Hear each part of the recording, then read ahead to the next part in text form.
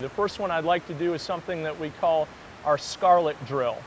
We would probably build up to this by using a pull buoy, then a pull buoy and a strap, and eventually, once the core is strong enough, we'll go with the strap alone. We're going to have Megan demonstrate Scarlet Drill, which is single arm scull, in what we refer to as our second position. So I'm going to have her go 25 using the left arm only, and then 25 coming back using the right arm only.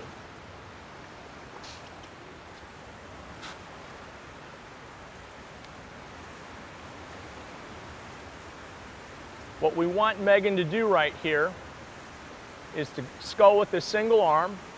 We want her to keep the skull somewhat small, making small figure eights. We want her elbow to be still. Depending on the level of flexibility of your athletes, it'll dictate how close they're able to keep that shoulder on the ear, and really we want to keep that shoulder right on the ear if possible.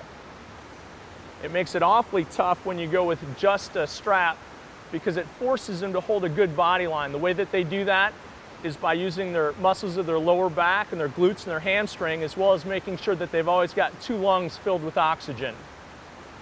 Megan's pretty good at this, one, because she's strong, and two, she's got a really great core.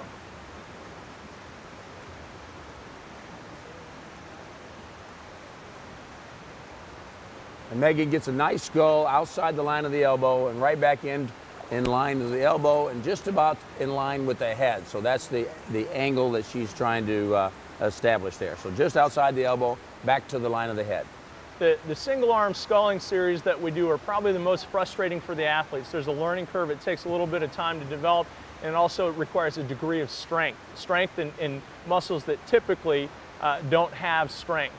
The next sculling series that we'll do is our gray series. We'll go a 25 in what we call the first position, which is almost fully extended out front. We'll go a 25 in the second position, which we just saw in the single arm, and then we'll go a 25 in the third position, which is the finish of the freestyle stroke.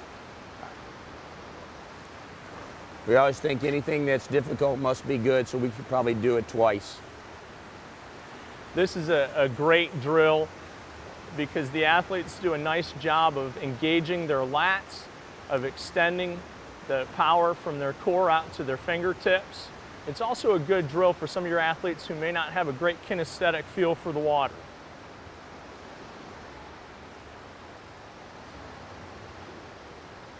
This second 25, again, is what we call second position. Megan's flexibility is good, not great.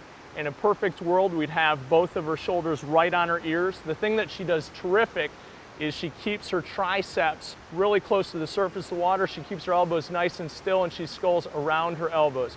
Again, this is the second position. Fingertips are pretty much straight down. This is the bread and butter of the freestyle catch right there. That's the high elbow or the open armpit catch, that second position.